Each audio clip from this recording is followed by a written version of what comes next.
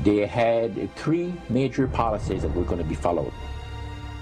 First, Lucifer says, we have to make sure that people, humans, get to believe that Satan and his angels do not really exist. You know, Roger, that's interesting because a recent research study report that I read indicated that in a national survey, I believe it's over 75% of people do not really believe in a real tangible devil.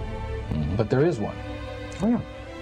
Oh, the next thing, the three-parts policy that they had adopted there, the second one was to find a way of being able to get total control of people's minds.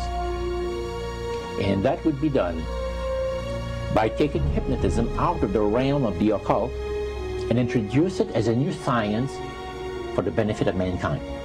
They felt that by taking hypnotism out of the realm of the occult and introducing it as a new science for the benefit of mankind, they could then use people of great renown, educators, people of capacity, that would do great things, such as supposedly regress people in time to former lives that they had.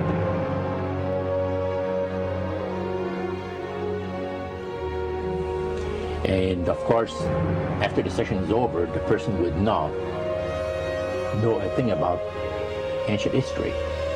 And the person she or he has talked about performing, you know, certain deeds, let's say 3,000 or 4,000 years ago.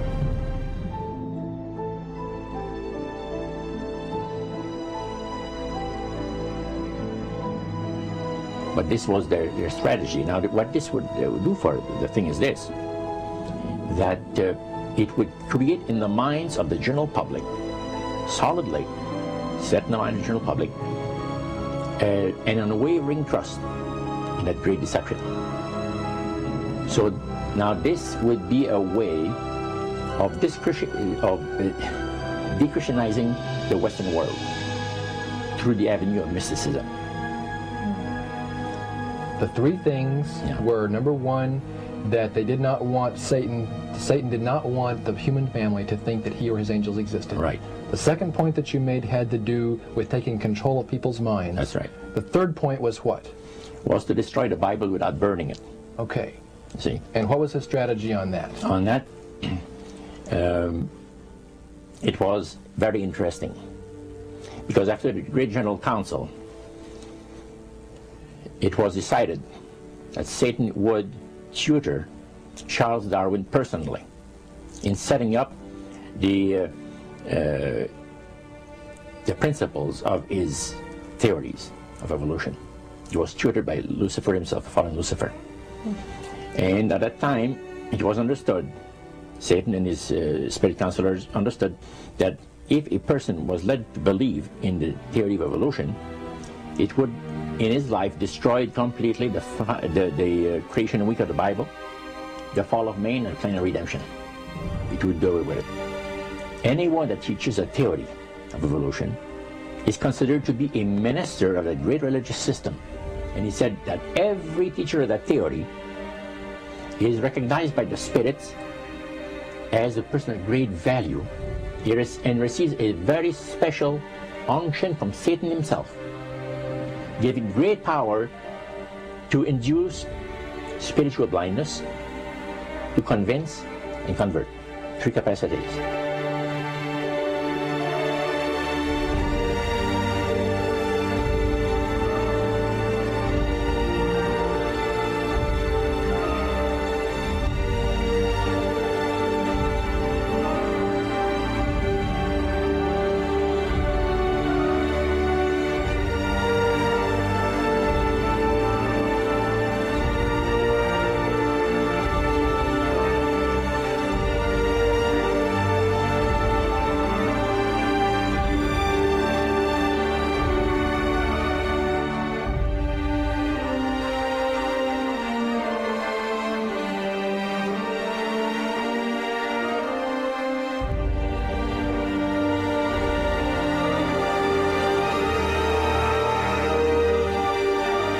This is the grain plane, the master's grain plane. for harvesting the nations, for harvesting the multitudes of the earth into his cause, just before the close of the great controversy between the forces of good and evil. It's going to be done in a unique manner.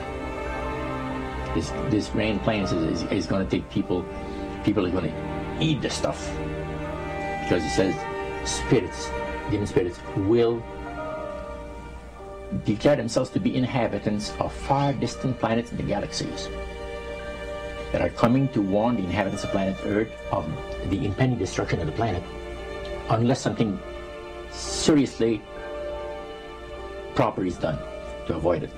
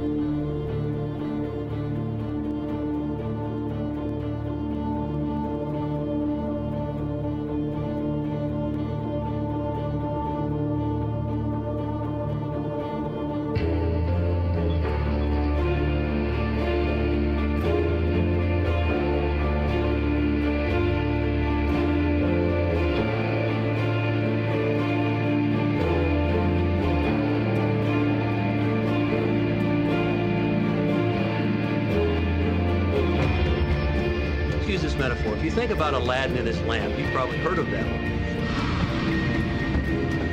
The genie always says one thing. Your wish is my command. You know, the universe is this great genie, and your conscious mind is Aladdin. It formulates the intention of what you choose for your life.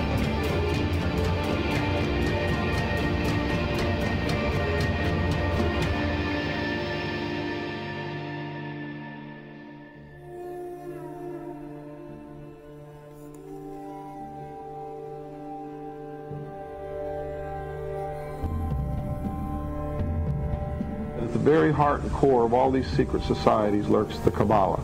It is a method of encoding information through a system of mathematics and numbers. These people that belong to the secret societies never dared to write down in any language what they knew, what it was that they were guarding, because then someone could steal it and then the secret would be out.